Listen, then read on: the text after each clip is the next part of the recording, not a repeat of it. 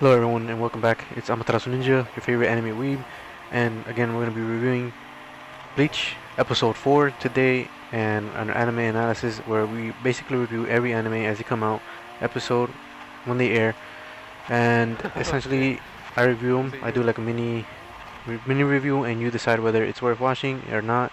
And if you are watching it, then it might give you some insight on the episode at hand. If you maybe consider dropping the episode or whatnot. Anyways, this is just a little fun series that I've been doing, and if you enjoy, again, I appreciate it if you drop a like, subscribe, and all that jazz. With that being said, let's get into it. Start off from where we left off in the last episode, episode 3.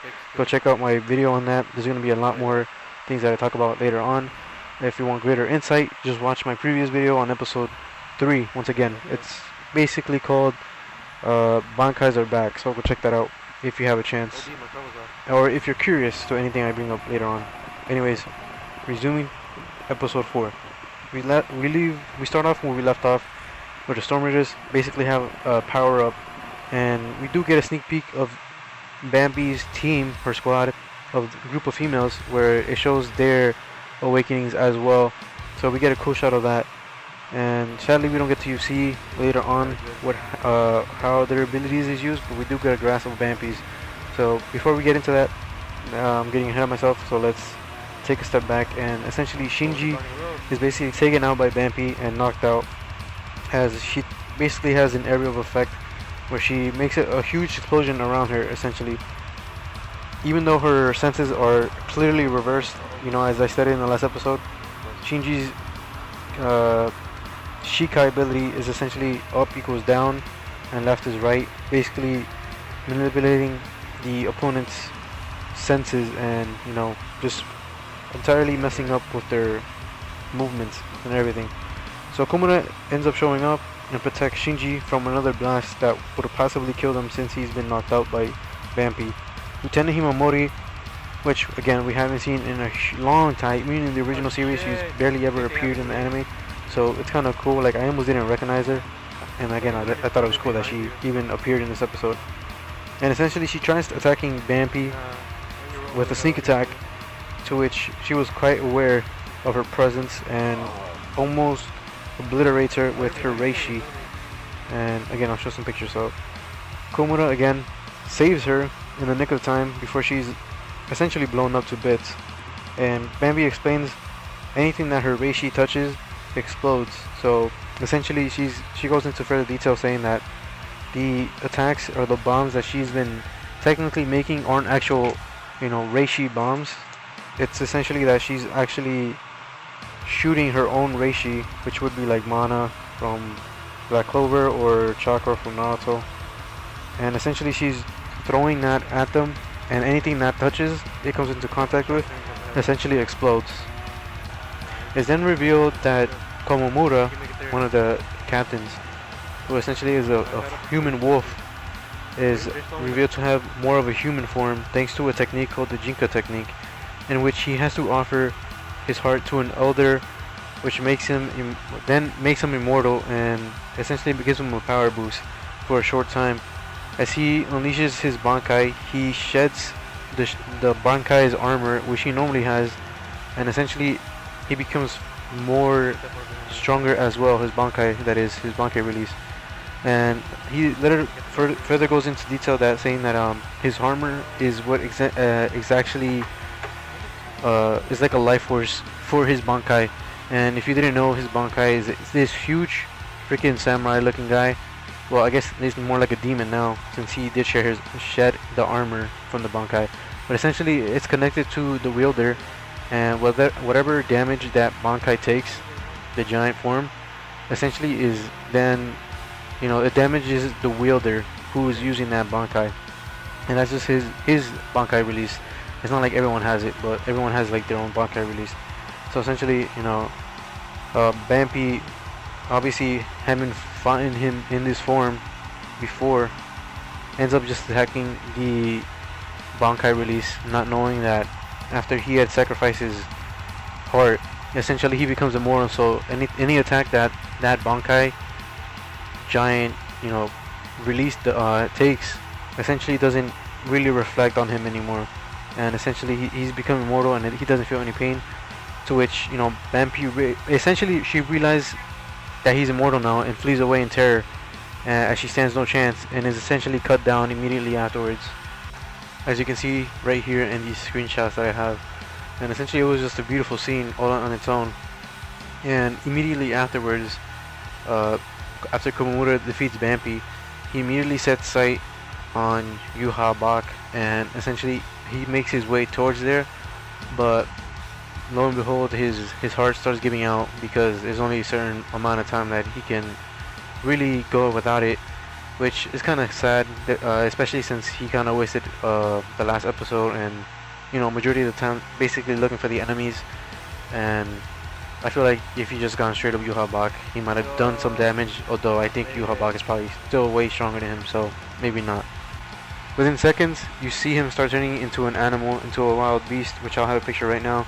And essentially that curse was placed on them in the very beginning because of the ancestors who were basically seeking revenge. We don't know, it doesn't specifically say why, but it just says that they were seeking revenge, which is why the curse was placed on them to begin with. So right immediately afterwards, the elder who he gave his heart to essentially just devours his heart. Uryu moments later is shown entering the battleground, and essentially it's pretty much hinted to the fact that he's actually studying the Reishi from the defeating Storm Raiders, one of them being the one that Hitsugaya defeated in the last episode, and the other one being the one that Mama Soifon had defeated in the last episode.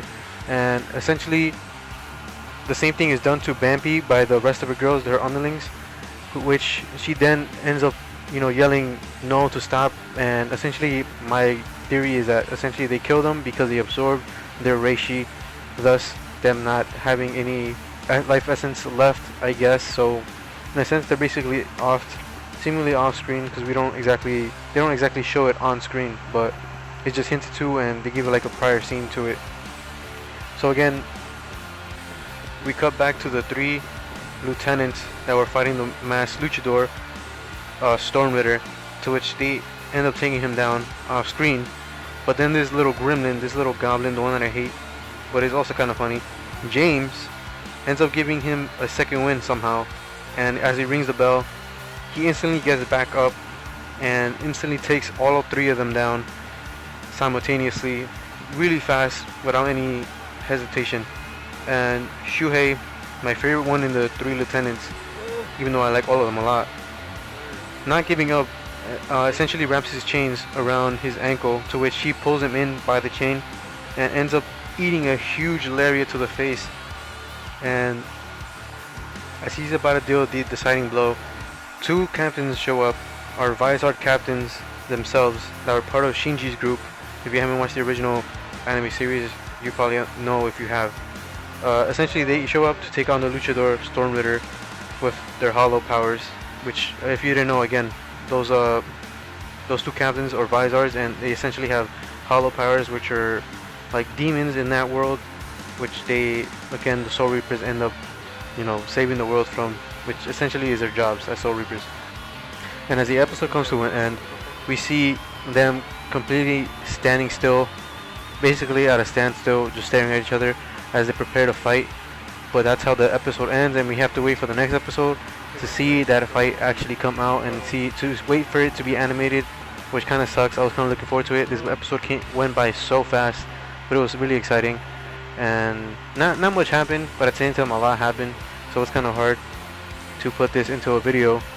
And essentially we cut back to Ichigo after the end credits roll in, and he's still going down this corridor where it's an immense amount of spiritual pressure that's weighing him down. Obviously that being heavy, that's why he says that it's so heavy, because of that spiritual pressure. And as one of the 0 divisions that's training him in this particular step, he's essentially explaining that he has to harness that power and turn it into himself, which immediately after they show Ichigo turning into this huge blob monster, to which he's able to control it immediately after and suppress it into himself.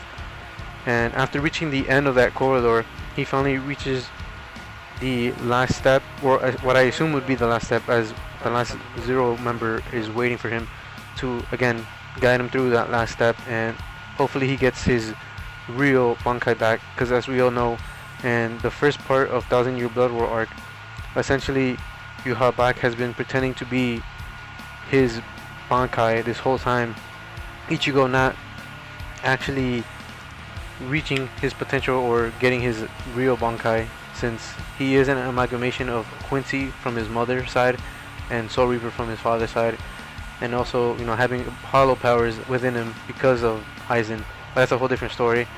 And essentially, yeah, he's doing all this so he can get his real Bankai, and I just can't wait till he does that, until we get to see that come and be animated. But with that being said, this is going to be the end of the video, and I hope you guys enjoyed it. Let me know your thoughts about it. What did you think? Is there anything that I might have gotten wrong, seemingly had a mistake? If so, please correct me. Feel free to correct me down in the comments below. And with that being said, hope you guys have a wonderful day. Follow me on Twitch. I'm Matarasu Ninja. Same name as my channel. Easier if you spell it lowercase. And I'll see you on the next video. Peace out. Deuces. Oh yeah.